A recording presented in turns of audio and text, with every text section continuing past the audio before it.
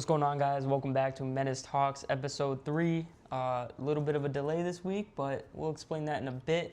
My name is Jared. I'm here with my co-host. My name's Gabe. Hey, man. And today we're doing a breakdown of UFC 327 in Miami. Crazy card. We watched it. Crazy night. I'm excited to talk about it. And, yeah. Just a lot of surprising results, you know what I mean? Fights that we predicted to go one way, certain fights went another way, but either way, it was an amazing fight night for sure. For sure. A memorable one, I would For say. sure. And before we get into it, I just want to say that, if you guys really like the podcast, subscribe, leave a like, go check out the Instagram, Menace MMA. That's where we're most active. Hit us up. We'll respond.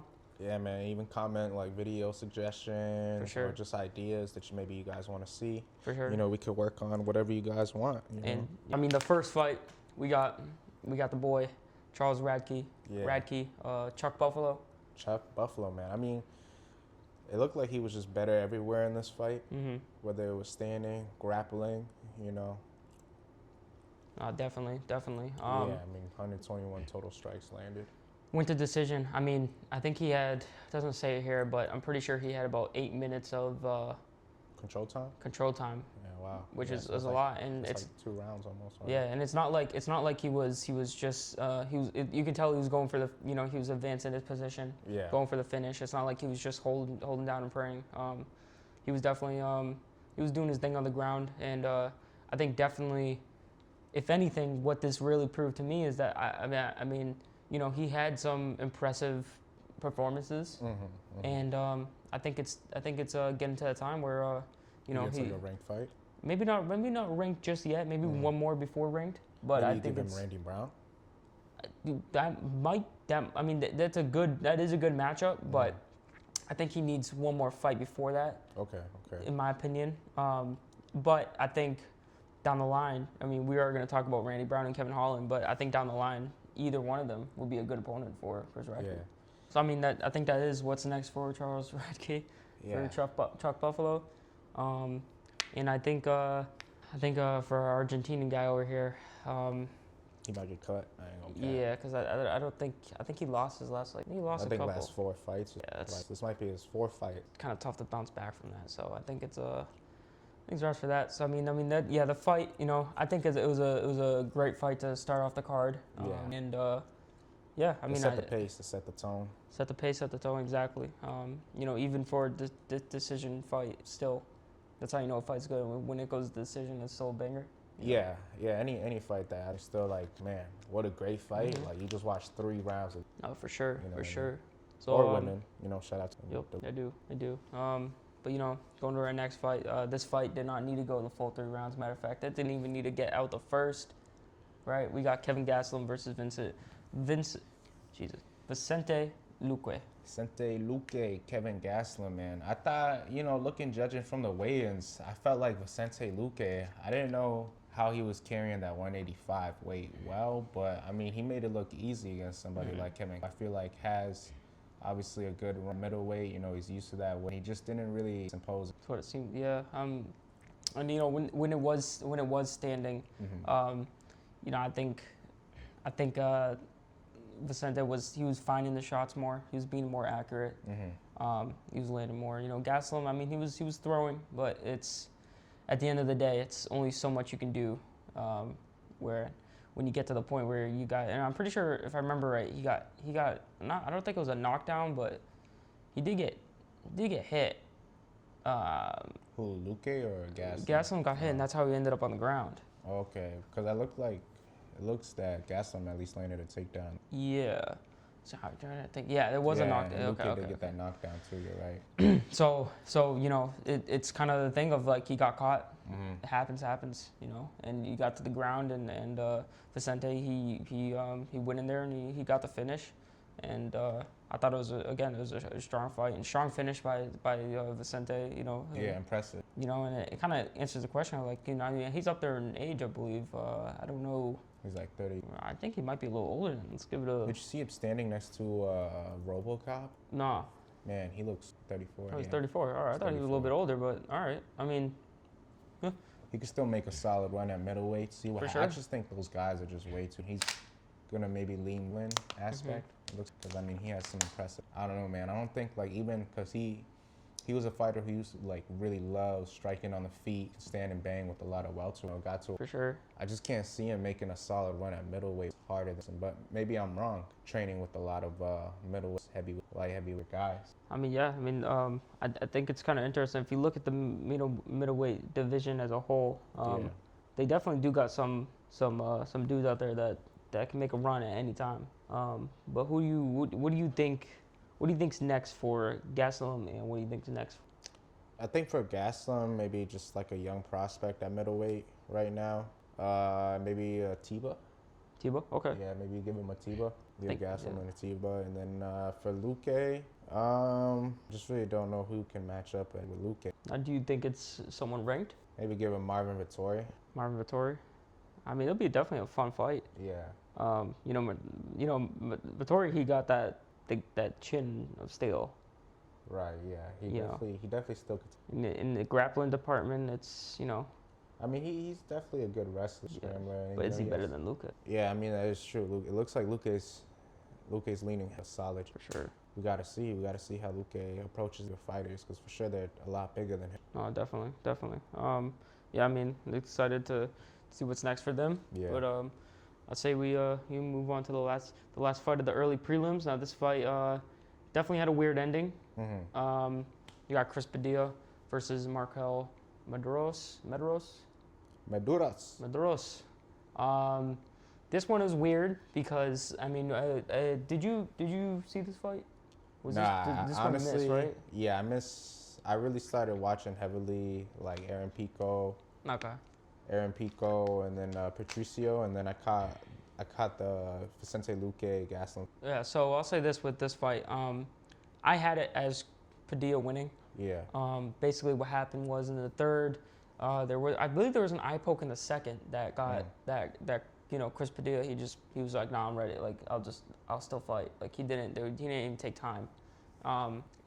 Basically went into the third, and there was I believe it was an eye poke, and I think he grabbed the cage too. And he got a point taken off. And what happened was Chris Padilla he got the nod. Bruce Buffer announced his name as the winner. Then it came out that it was actually a majority draw due to one judge scoring it 10-10 and in the third round, and that point off just made it a 10-9, and they gave him he got the other or the second obviously, but basically it got changed into a draw. I don't think it. I had Padilla winning. Especially after the foul. I mean, if you just look at the total strikes, right off the bat, I mean, 164. Yeah, that stands out a lot for sure. For sure, and especially in a draw, you would think it'd be a little bit more like closely contested in the strike. Yeah. Strike count. I mean, takedowns, they both landed one each. I will say though, when it comes to damage, Marquel was landing nice elbows. Okay. And he ended up cutting Padilla, I think, in the first. I did see that he was like very bloodied up. Yeah, he did bloody him up, but it was weird because even though he cut him, it still felt like it was Padilla's fight. So either way, and it happened, with the way it ended, but Padilla, he still stayed up, and I think he was landing the better shots, and he was being more active, and he was especially he was getting a lot of leg kicks in, and using his Muay Thai more than anything. Yeah.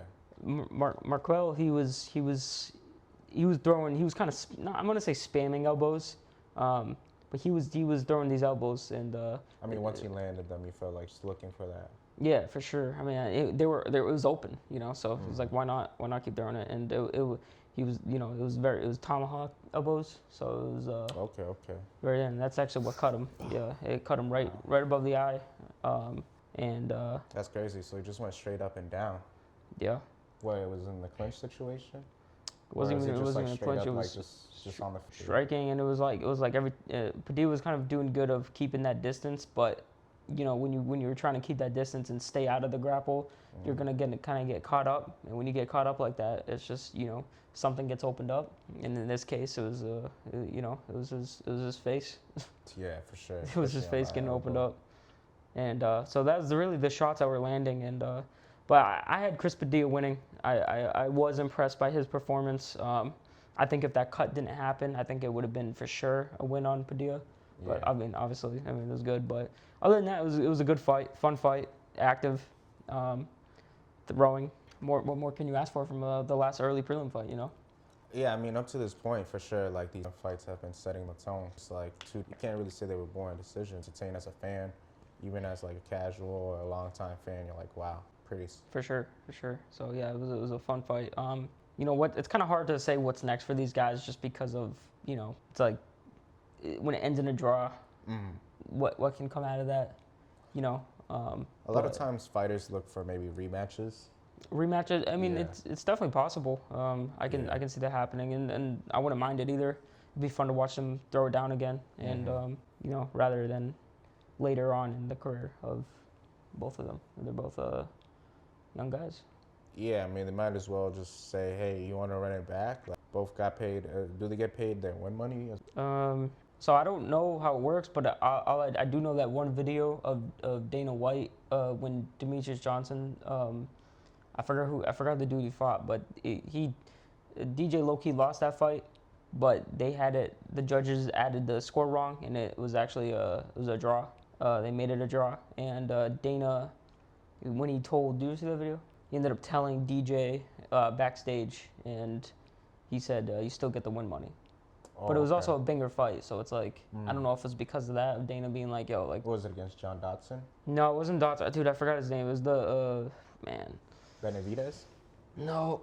See, like, I'm so bad with names. Oh, I know who, Ian McCall, yeah. That guy was pretty good. Yeah, it announced as a win for Johnson, but then it turned into a majority draw. Uh-huh. That was yeah, I saw that was a great fight, yeah. And Demetrius himself even said, like, because when Dana, like, went up to him, he said to him, like, the first words he said to him was, you didn't win that fight. And DJ was just like, yeah, I know. He was like, yeah, I know. And then they said it was a draw, but they still got the win money. So, again, I don't know if it goes into this. I don't know how it works.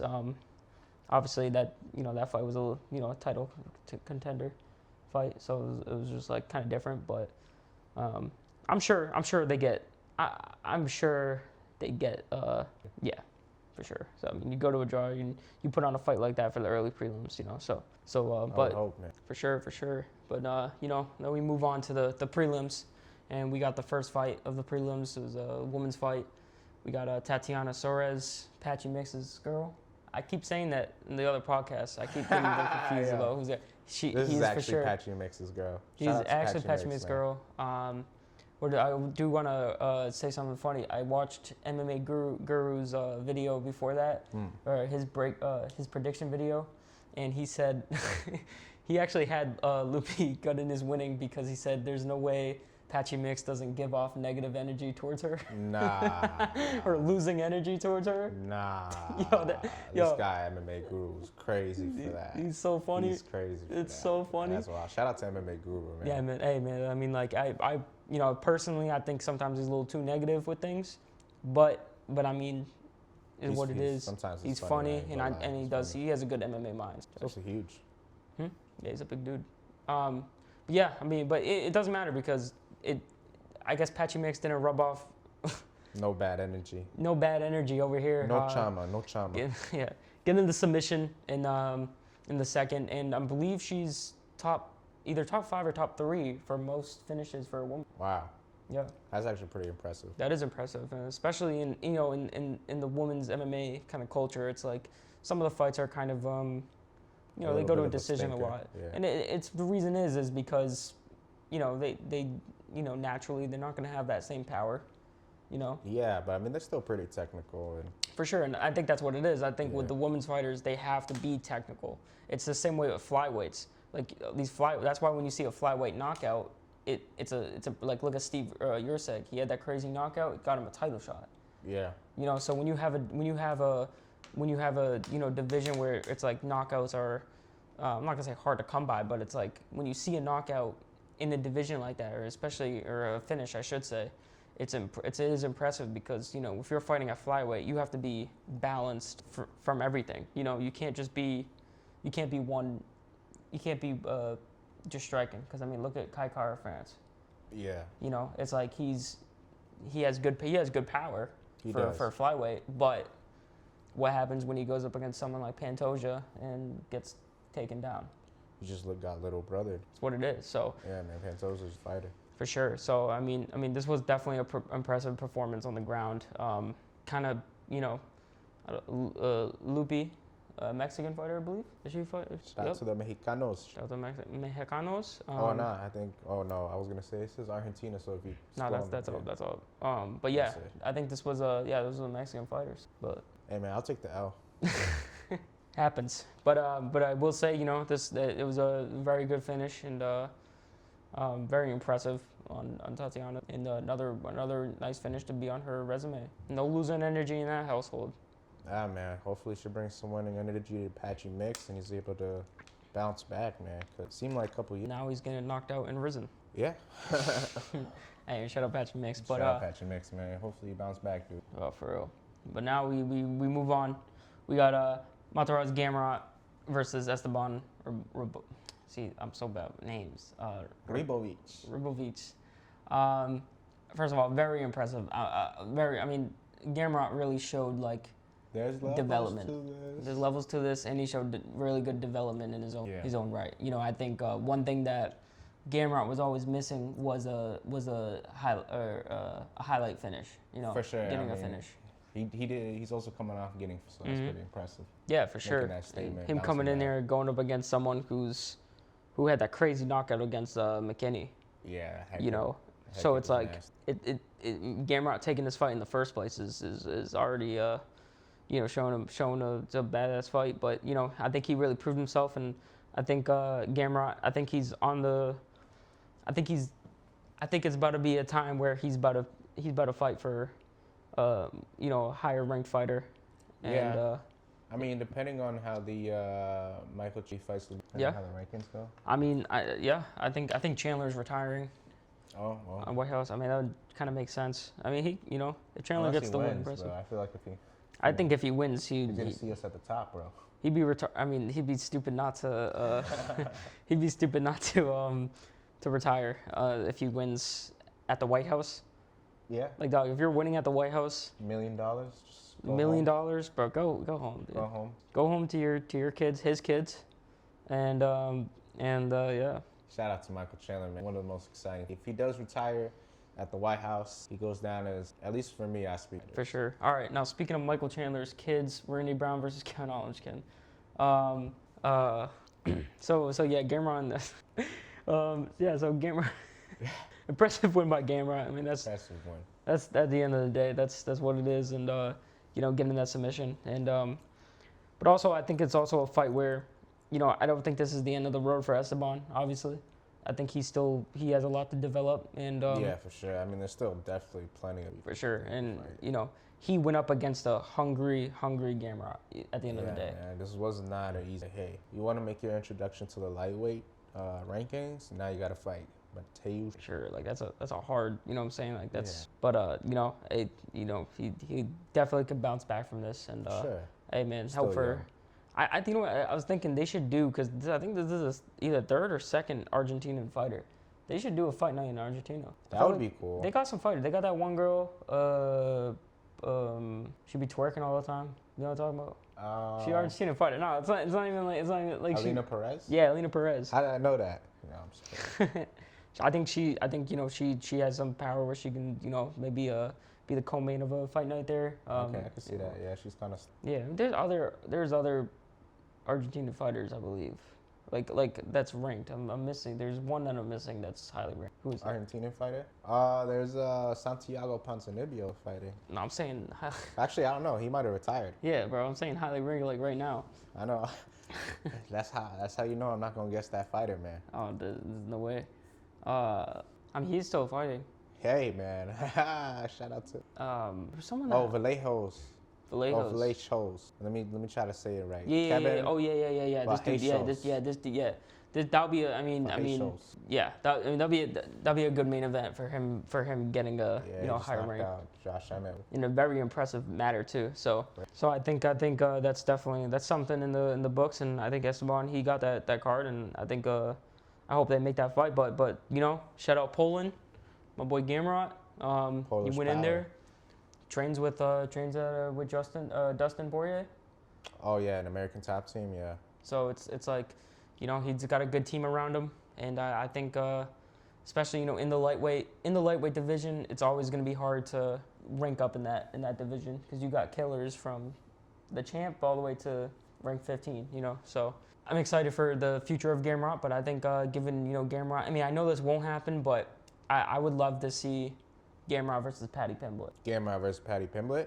Yeah. That's a good fight to make. I think that's like a good matchup. I just want to see Dan Hooker versus Paddy Pimblett. I ain't gonna lie. Or Paddy Pimblett versus BSD would be a good fight too. Yeah, BSD versus Gamrot too. Yeah. I'm thinking of matchup wise. I don't think that will happen just because I think Gamrot probably needs. I think he needs one more solid win for him to get a fight like that. But it's like when you got the lightweight division, you got someone like Paddy. It's like dude, who just got dominated by Justin Gaethje, who got shown levels. It's like, would Gamrot do the same? I don't know, but I think it'll be a good matchup. Yeah, I mean, definitely on the ground that would be pretty chaotic. I feel like this, but who knows? Maybe Gamrot's able to just with Paddy, But I don't know. Paddy's a big dude walking in. It is. I mean, so that's definitely an impressive fight. And I think a fight that, could happen in the future. But being said, let's move on to the next fight. We got Kevin Holland and Randy Brown, Jamaica versus United States, man. Yeah, I mean, this fight, it was, Kevin Holland, he went in there, did his thing, kind of showed a lot more ground game in this, and yeah, for sure. I think Kevin Holland does have underrated grappling. His chokes are pretty dope. Like he does, and Brown was in a tight choke that he got out of. Yeah. Which was pretty crazy. The fact that they ended up standing up after that. Holland, he was pushing for that sub, couldn't get it. Randy Brown, he has really good submission defense. I mean, he proved that time to time. He definitely stayed calm for sure. Yo, definitely. So I mean, I think it was I think this was another solid win for Kevin Holland for sure. With Kevin Holland, someone who openly says like, oh, like I'm not. After his last couple fights, he was saying how he's not fighting for the title, he's just fighting for a check, and it's like, I think that mentality is just kind of weird to me because like, when you have that mentality of like, oh, I'm just fighting for the checks, it's like, yeah, but if you actually like, I'm not saying he doesn't put his full potential or he doesn't have, but I believe there's more potential to Kevin Holland, if that makes sense. I feel like there's more.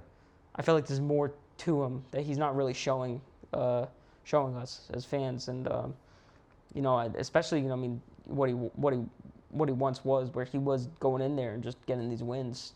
Yeah, especially for sure, and so I think Kevin Holland, I think he's someone that it's a lot of things can come out of him, and a lot of fights could be made after this fight. For Kevin Holland, as we talked about before, where we had who do we say should fight him? I think hopefully Colby Covington right now.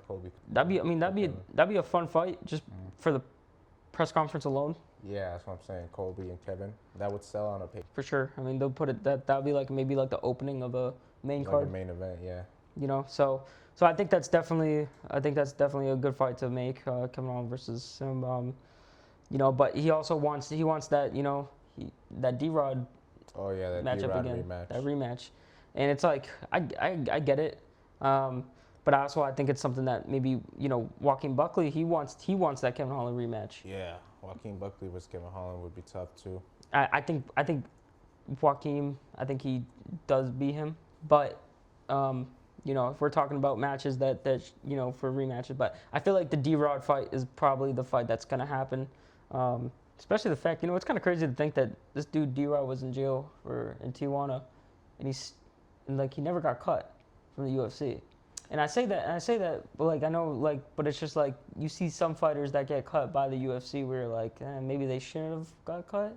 Maybe depending on I don't know. I don't know fully what the situation is. Yeah, I don't think he was open about I think it. I got to get into contact with my people and find out in Tijuana. See what the news is. Might have to, because I mean I'm curious about it. Yeah, like so whatever the situation is. But yeah, I think those are very good matchups for Colin, the Colby Covington. But in Randy Brown, I think kind of in a boat where maybe give him a prospect in the welterweight, or they fight at welterweight or middleweight. Fight at welterweight. Welterweight, yeah. Yeah. Give him a prospect at the welterweight division. You know, I think someone like Brown, I think he's like the perfect gatekeeper. Okay. I'm not saying he is a gatekeeper, but I'm saying he has that where it's like if you get a win over Randy Brown, then you know you can steadily climb up. Like, yeah. The next fight might be.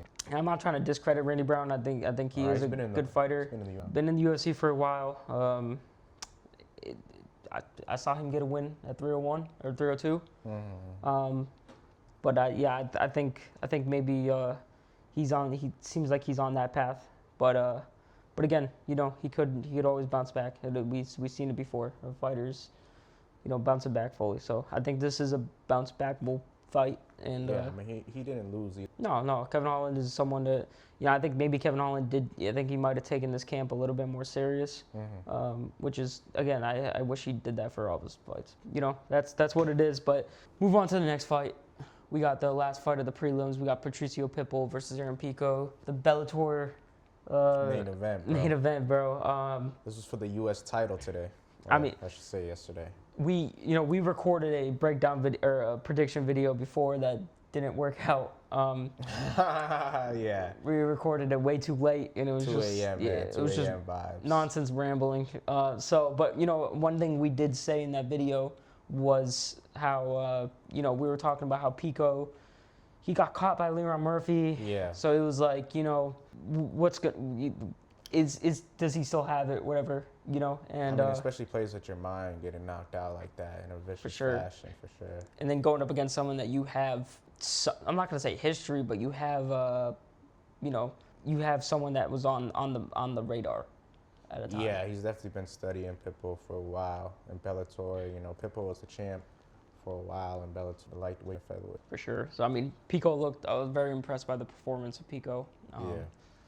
You know, he went in there and he showed him that he's the better fighter, and I think he's proved himself. He's the Bellator champ, bro. Bellator champ right there. You know, and also, you know, Pitbull he's up there in age, 38, I believe. Yeah, over 40 fights, 45. Over 45 fights, like it's a lot, you know, and you got Pico who's I think 29, but he's been in some wars himself. So yeah. So I mean, it went down to a decision, but again, it was one of those fights where it was just like, I was impressed by Pico. I was very impressed. I definitely was. I think everybody was, especially bouncing back from that KO. We didn't know if he was going to be like a little timid, anything like that, but I think he showed overall that he's dangerous everywhere. For sure. Whether it's on the feet, grappling-wise, especially with his wrestling. You know, if he's able to mix it up, something like Evelev, but with more power. For sure. Yeah, I mean, I'm definitely excited for the future of Pico, but, you know, his main problem always is going to be his chin. That's something you can't take away. Sure. So it's like, how much is that going to be a problem in the future for Pico? Is he going to get caught like that again? You know, we'll find out. But I think you know, the next fight for Pitbull, for losing this fight, you know, I mean, it's the featherweight's another division where it's a, you know, tough a lot of up and comers coming in. You know, especially when you had the division kind of on hold, when you had the champion as Volkanovski for so long, and then Ilya came in, ran through the division and stuff. So it's like, you know, I think Patricio Pitbull, I think it's, you know, very interesting what can be next. I throw names out. I mean, do you think it should be a ranked fighter? I mean, maybe Patricio falls at who's in the rankings right now for featherweight. Let me look up the rankings here. Because I think they might give maybe featherweight. I think maybe Patricio was number 13, so. Well, I mean, he's dropping down now, but. Yeah, he's probably going to be around. I mean, Josh Emmett. That'll be a fun fight, but I feel like they're just going to keep giving Josh Emmett these prospects, because I think like how I described Randy Brown earlier. Yeah. I think Josh Emmett is someone who is like, oh, this guy got serious power, and if you get around that power, just like Veos. Vallejo's. No, I think Vallejo's. Vallejo's. Yeah. So I mean, I think that's next. But you know, when it goes into Pico, who's probably going to jump up to either 13, 14, you know, becoming ranked. You know, you look at these fighters. A lot of these guys already have fights booked, but I mean, Brian Ortega's still in the rankings. he's going to be up to lightweight though. That's what I'm saying. They can. Yeah, Costa got a fight coming up. Sterling got a fight coming up. Zalal got a fight coming up. Silva, I believe Silva's fighting. Does Silva have a fight? I don't know. Maybe they should give him. Where's Yair been? Yair, I have a very strong opinion on you. I know it's your boy, but can't do it, dude. You know, and then you got Steve Garcia, who's fighting Diego Lopez at the White House. Diego Lopez number. I believe so. And you know, obviously Mozart is going to be fighting Volk. So, you know, it's definitely, it's kind of, the featherweight division right now is kind of a weird place because you do got these fighters that, you know, like we said, where is Yair? Ortega, I don't know what's going on with him. I think he wants to move up. I think he doesn't.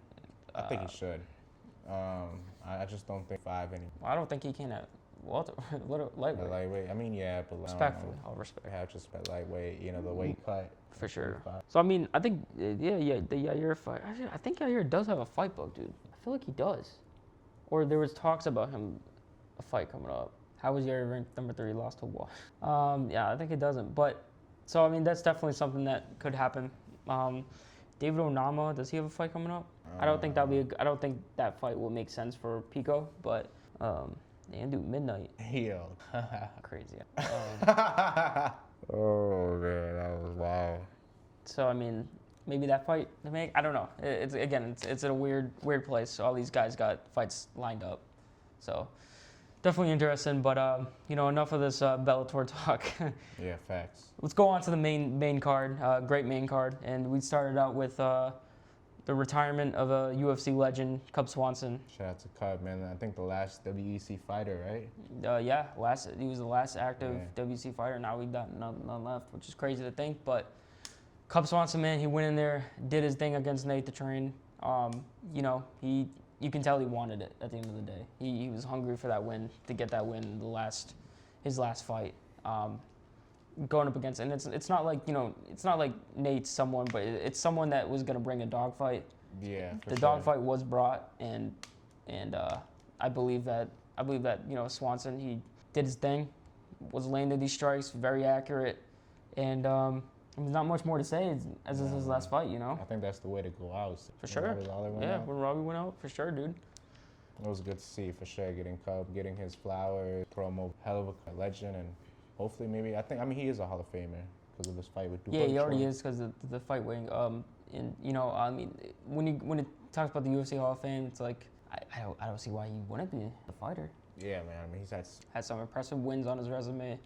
I mean, even with his losses, he still has just has an impressive resume altogether. So yeah, so I mean, obviously, you know, retirement, no fights lined up, he's done. But you know, for Nate over here, which I believe he didn't retire. I think he's staying in. He's a little bit up there in age, but you know, who to give him next?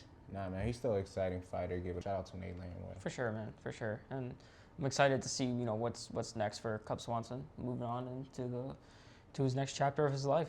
Yeah, man, probably still helping. Definitely be a good coach for sure. No, he's for sure. So now we're moving on to a fight that disappointing. Was a stinker. Disappointed a lot of us. And it's not just disappointing where it's like, oh, there was no knockout. It's just these two guys, let's just put this perspective. In total, Reyes, the winner, landed 34 strikes. I would say maybe the face-off at the weigh-in was more entertaining. For sure, man. And it was just, you got two guys who have notorious glass chins. I mean, not that it showed that. They were scared. Yeah. They were scared of. They were okay, we could say this is a better word. Because scared is tough to label, especially for a fighter. But you could say that they had a lot of respect for each other. And it showed in that. But I don't think it was a respect to the power. I think it really was. I think it was more. No, I know, but I'm saying in their sense, I just feel like it was more of being worried of being knocked out. I guess worried. Yeah, they were worried of being knocked out. You know, especially I think they're both self-aware of where they are at in their careers and what they're their chins can handle. Um, Definitely not a heavy load, bro. Got to be a light load on that washing machine or a dryer.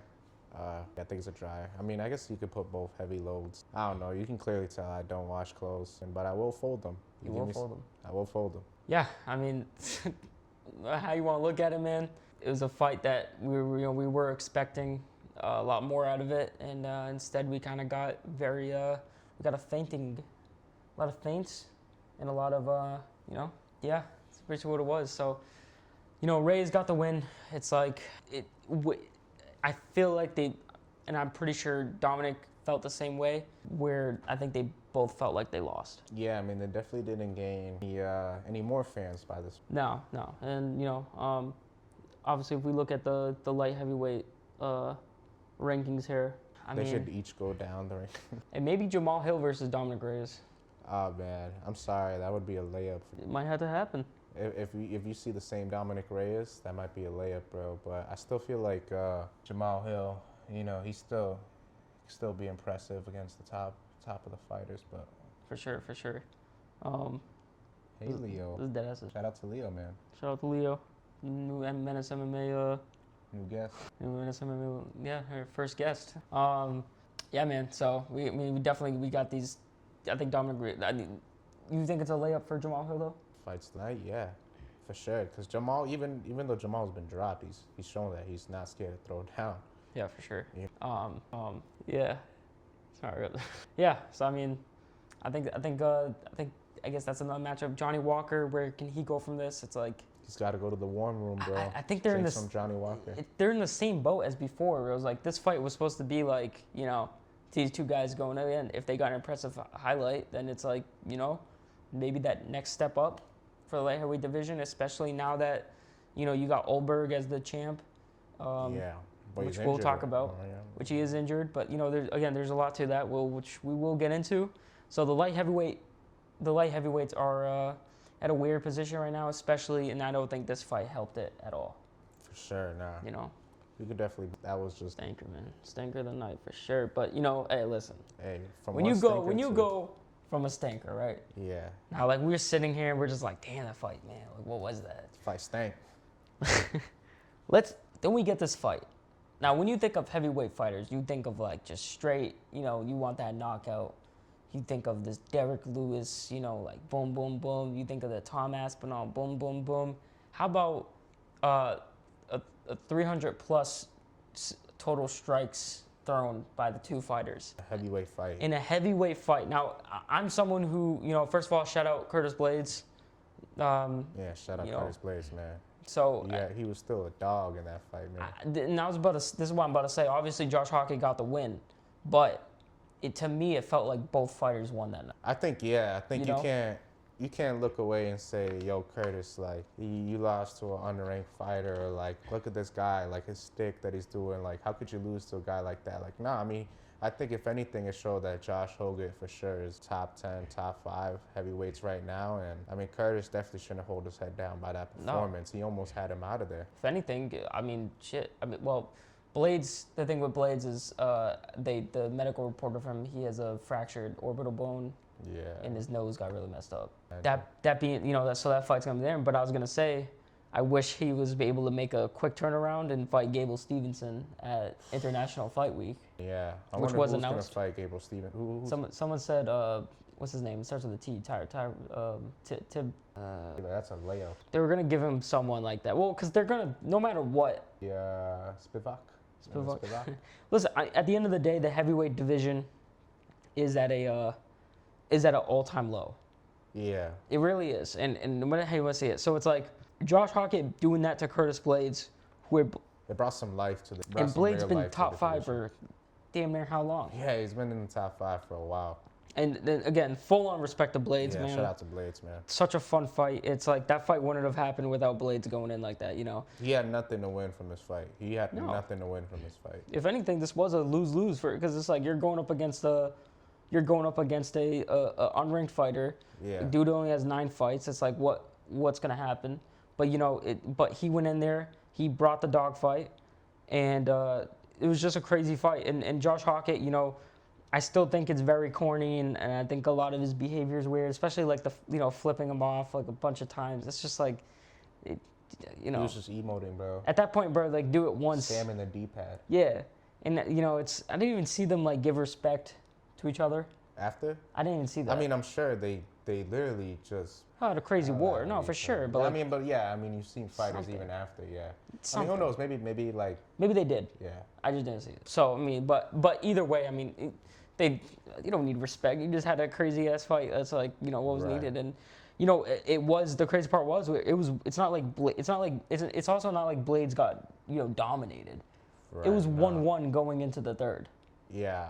Yeah. In the fact that it went into the third and they just kept swinging. They kept that cardio, that pace for a heavyweight fight's nuts. And and I'm so glad that this fight happened the way it did. I was just surprised that not a lot of body shots were really thrown, especially in the clinch. Like a couple of them, but I feel like the knees, man, they could have been really crazy with especially Blades when Blades had him backed up against the fence. And you heard his corner yelling knees. Yeah, man, because he was tired. Because you could tell Hogan definitely he was getting rocked, but I feel like he was more tired than anything. Like Blades, he was definitely wearing the damage, wearing the shots, but I feel like Hogan was just. Like, he just put it on Blades, and he could have get him out of there, and now he's, like, gas, and he's huffing and puffing, and now Blades coming, putting him on. Like, he should have, like you said, thrown some. For sure, man. I mean, But again, it's tough, because he just got some punches, Zuka, bro. For sure, man. And, I mean. It's like his granny got hit by it. Very true. I mean, bro, 345 total strikes thrown by Curtis Blades. Dude, that's insane. That's so awesome to see. I mean, Curtis got that. He's always had that good cardio, but man, Curtis has shown that he's a dog, bro. Especially, he suffered some tough losses, but against some heavy hitters. I mean, his losses are against, like, heavyweight legends. Fighting, I mean, Derek Lewis. He has the Ngannou. Aspinall. He beat. Did he fight Ciryl Gane? Did he fight? He had to, because for a while it was just like. Man, Blades fought everybody too, man. We gotta put some respect on Blades' fight record. He had that controversial win against Cunha. He's fought Pavlovich, man. He had that crazy win over Almeida. Yeah, his win over Almeida. He technically won against Aspinall. Yeah, okay. Dawkins, Lewis. Bro, this dude never fight. He's never fought Gane, bro. That's crazy. He never fought Gane. I'll tell you what, when Gane loses a thing, bro, let's make that fight happen. Let's make that fight happen. Yeah, I mean, awesome fight through and through. Yeah. Greatest, I mean, quite possibly the greatest heavyweight fight of all time. Yeah, I think so. It has to be up there as one of the greatest heavyweights. It was just such an impressive. Maybe I'd say maybe top 10. There's definitely been some. Top 10? You don't think at least top 3? I'm just thinking of like, okay, maybe UFC, but I don't know. My mind's like racing through like Pride's heavyweight division. Fedor's fights, Mikko Korpak's Rampage was light heavyweight at that time. Even like the open weight Grand Prix. No, for sure. I mean, definitely. But if UFC definitely top 3, and then like even if like all time heavyweight MMA, it's like no matter what, we still never really seen a pace like that through heavyweights. Yeah, that was an insane pace, man. These guys were fighting like they were lightweights. For sure. So it's like. The fact that Blades was able to pull this off, man, like of the way he was able to keep that cardio up. Even after getting his hands on him, bro. Yeah, man. So I mean, shout him out. Josh Hockett, I mean, shout him out too. Definitely he's legit. And, he I think with the heavyweight division, I think it's going to be I think he has some crazy fights coming up. And, when you look at what's next for Hockett, it's already tough with the championship. Gane is getting an unnecessary fight. Then you got, whoever wins that, the next fight after that, it's going to be the championship fight. Yeah. It's going to be Tom versus one of them. So versus Alex Pereira. Like Alex Pereira is now in the mix, which is crazy to think. I think this is the best way to kind of introduce. Yeah, no, definitely. I mean, even though unfortunately Tom is. Yeah, I think there's a lot going on, but I mean, if Gane loses. I mean, maybe Blades needs to get some win over someone. I can't really think of anyone on top of my head right now where I think maybe we get that Gane fight in the future. Yeah. But anyway, impressive fight. But I do want to say though, even on top of that, it's like I do think Hockett is gonna struggle against someone like Gane. I was gonna say they announced him in the White House. They did. Oh yeah, I forgot about that. Yeah. Oh my God, yeah. Well, that fight, I guess, like, That's gonna it's be a talked pretty good about fight, I ain't gonna lie. in but Hockett, I'm sure he has some kind of medical thing, so it's like, is he gonna get cleared for that? That's a We'll whole see. nother thing, Yeah, we'll see. So I mean, that Might be Derek Lewis or somebody else if it isn't Hockey, but yeah, for I sure. mean, you know how these guys go with these doctors. They're just like, hey man, I'm good. All right, look at me. Hey man, Michael Bisping fought one eye. Yeah, man. I mean, we can talk about that fight all day, but Yeah, man. That we move fight was on. Crazy. We go to another light heavyweight fight. Which we is got still pretty good. no. Really I good. mean, first of all, Paulo Costa versus Osmont. I mean, this might have been, if you really think about it, this might have been Paulo Costa's best performance. Yeah. If you really think about it, Yeah. He's always had that potential to him, and I think him at 205. I think he found his. I think he found it. He found his secret juice, bro. He found his secret juice. He fought a guy that had like 14 or like 13 first round finishes, undefeated, 16-0. Dude, he goes in there. Undefeated, yeah, too. Undefeated. Yeah, goes in there, man, and he did his thing, and he showed levels. He showed levels. There's levels to this. So impressive.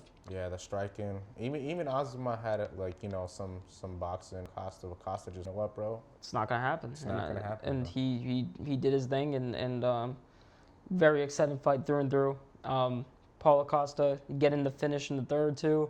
Yeah, man, that head kick was nasty. Beautiful bro. I was head surprised kick. that dude was still standing, but you could tell it was just that damage was worn. He had to get hit and he had to fall down. That's at the end of the day, that's what it was. And very exciting to see. And Osmont, it's not like this is the end of the road for him. Definitely. I mean, for your first loss to be against Paulo Costa. Yeah. So Osmont's another fighter that could maybe fight down a little to give him a fight of trying to come back. I'm just so impressed by Paulo Costa.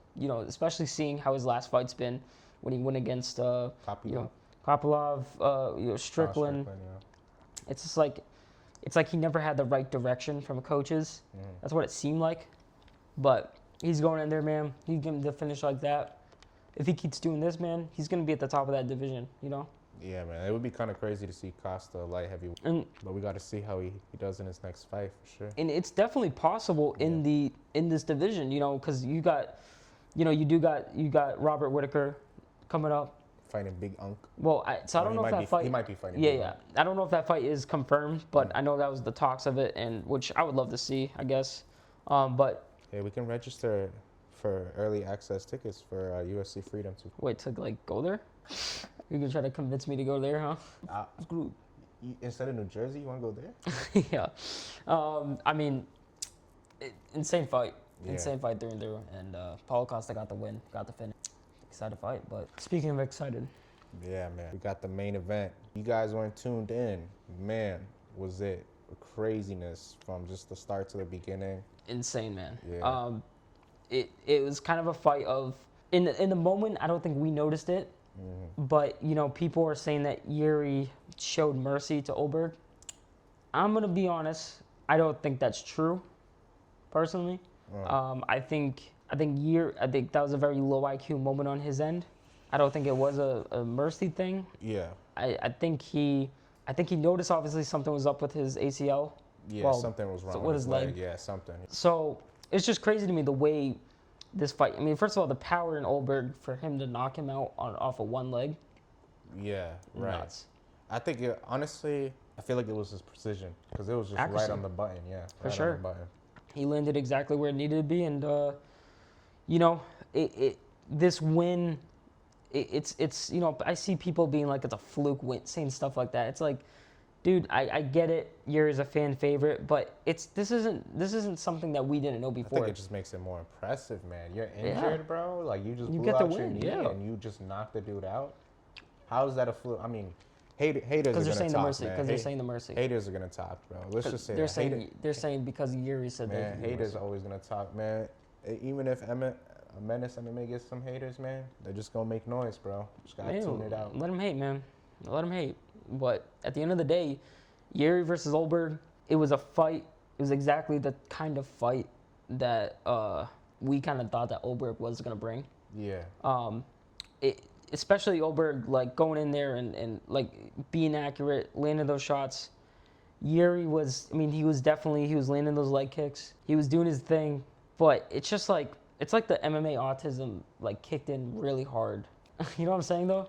Like with Yuri, where he was just like, he started doing that thing. He started doing that. It was like, started emoting. Finish, dude. Finish. Now. Yeah.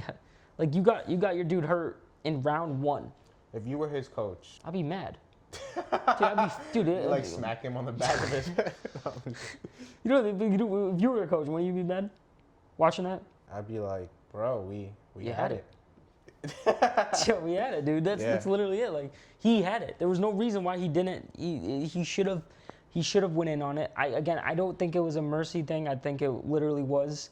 Low IQ moment. Low IQ moment, yeah. Mm-hmm. And it's not like Yuri had low IQ moments in the past. Right. Yeah. You know.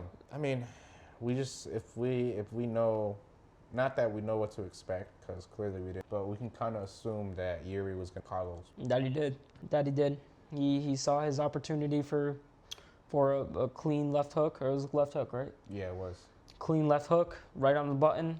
That ground and pound looked crazy too. Dude, like, Yuri was kind of like still trying to get up, but like not gonna. Exactly, man. It's and I mean I think Yuri was out too. Like, man, sucks to see Yuri get knocked out like that. But shout out Oberg, man. Shout out Oberg going in there. Man. He's the new champ. A lot, but obviously with an injury like that, he could be out for a year. Kind of sucks. So that means there's gonna be an interim. So it's like, what would that fight be? I don't know, but people gotta make a name for themselves right now in 205. I hate to say it, but Big Onk, no chama. No chama. Yeah, that video of Alex like looking when he said that, he started tweaking out. He was just like, no chama. No chama. No chama. Dude, he heard that and is locked in. But so I think Big Onk, he has a, I hate to say it, but like I think he's got to be in talks for it. Whether you hate him or not, it's just like he was a champ at the end of the day. He was the champ and he lost to the guy that moved up. And he beat the guy that moved up. He beat Alex Pereira. Yeah. So it's like, again, I hate to say it, but it's like he's got to be in talks. And I don't think they want him in talks. And I don't think the UFC are going to give him those talks. I think they are going to give him Robert Whittaker. Yeah. Which it's like, I'm not a fan of Ankalaev. I think he, whatever. But that's just the way I look at it, man. I think he's got to be in talks of it. Where does Yuri go from here? It's like, I know he's going to try to push to be still in the talks of being the interim champ for the interim championship. But I think they give it, honestly, what I think the UFC is going to do is going to make it Yuri versus Costa. I like that. I mean, they might give Costa maybe one more fight, give Yuri some. But why does he need that time to heal? To be I know, but I'm saying, so why would they be on his timing for an interim fight? Well, I mean, he's got to be medically cleared. That's what I'm saying. But I know. After a knockout, it's like at least half a year. But why would he be? Why would that? All right. So then so Yuri, they'd be like, all right, we're gonna have this interim fight, but we're gonna wait for Yuri to heal. Well, you just say Yuri Costa. I said I think that's probably what the UFC is gonna try to do. I'm thinking of it in like the business side of things. But if they do, that's what I'm saying. If they do that, they would have to wait till he's good. Yeah, they're gonna have to wait like a while. And it's like that again. That's what happens with these divisions. It puts a turmoil in that, because then you got the dudes like, another fight I was talking about was Paulo Costa versus Roundtree. I would love to see that fight, because it's like you got someone like Roundtree. Where does he line up in this stuff? Obviously he just got knocked out by Yuri, but Yuri just fought for the title, right? Yeah, that's true. So it's like, we're gonna see Roundtree and Oberg. So it's like maybe I don't know. I was like maybe the rematch between Yuri and Roundtree for that, but it's like, does he deserve it? And then you do got Ankalaev. That's what I'm saying. He has to be in the talk. So it is what it is. What happens, but at the end of the day, crazy finish. No, none of us expected it. It happened out of nowhere. Everybody, I would say last night pretty much thought that Yuri was for fight. Sure. Or they were gonna call it off. I thought if they made it to the end of the round, they might have been like, bro, is he good? And then the coach would be like, nah, mate. He blew his name, mate. Nah.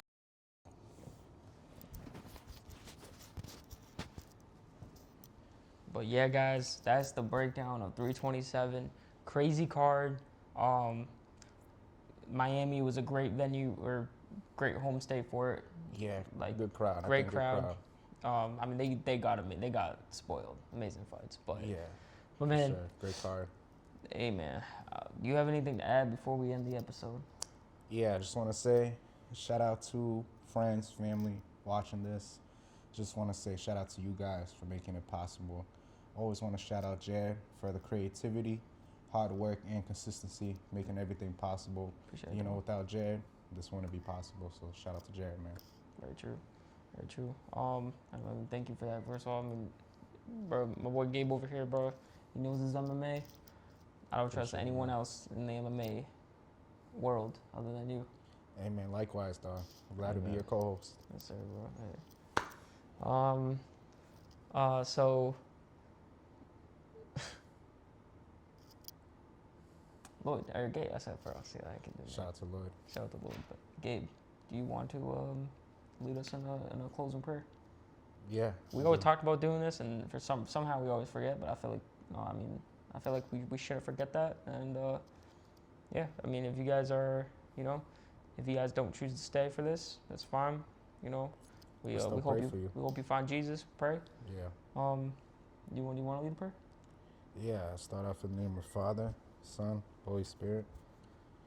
Thank you, God, for another day, for just hanging out with my brother, recording a podcast that we are both very passionate about, hoping to succeed, hoping to grow. And we thank all the people who take the time out of their day, pray for them, that they are viewing us and, giving us that time. We pray that everybody right now finds healing, strength, and guidance anywhere in the world. And I thank you for giving that to us. In the name of the Father, Son, Holy Spirit. Amen. Amen. Amen, man. That's a beautiful prayer. Thank you. But if you guys can leave a like, subscribe, comment down below. Go check out the Instagram, Menace MMA. We always be posting on there. And Shout out to the M. shout out to the M. And yeah, peace.